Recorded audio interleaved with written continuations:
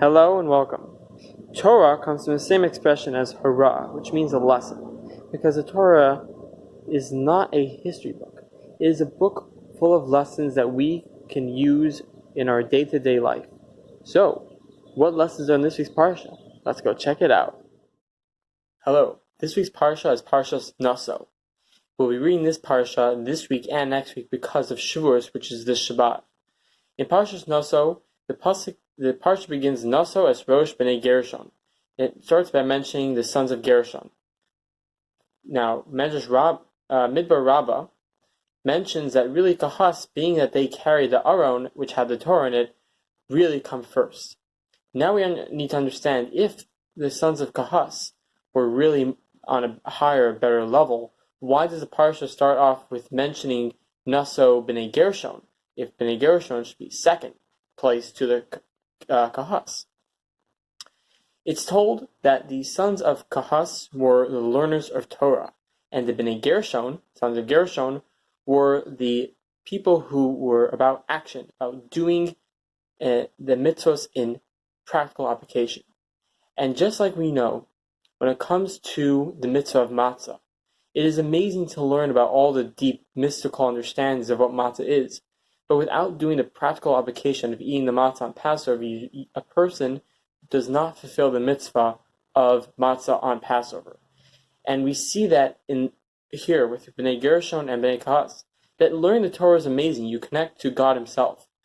But when you take that mitzvah, when you take the Torah and you bring it to practical application in a mitzvah, it's actually viewed here as a higher level because you're actually doing the mitzvah. And that is why the B'nai Gershon were mentioned to begin this Parsha, because although Torah learning is great on its own, without the practical application of doing the mitzvahs like the B'nai Gershon did, it doesn't really mean too much. Of course, it does connect you to God, and it is one of the mitzvahs to learn Torah. But it's also important to remember about actual deeds. For example, someone who learns Torah all day is amazing. It has amazing qualities, and you accomplish amazing things. But it's important. God wanted us in this physical world to do physical things with our body, to do the mitzvahs with our hands and our feet and our mind and our brain and our eyes, to use our physical body to do mitzvahs, like ladies lighting Shavous candles, men put on tefillin, etc.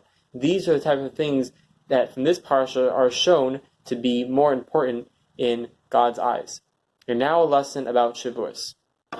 This Thursday night, Friday night Shavous is Shavous, the holiday of the giving of the Torah on Sinai. And one interesting thing it says about, there's many interesting things, but one thing is that by Sinai, all the Jews were ki ish echad b'lev echad, like one person and with one heart. We are all together in mind and emotion, and hopefully soon it'll be safe to go back to all the synagogues, and we could not only be spiritually one people, but physically all together as one people.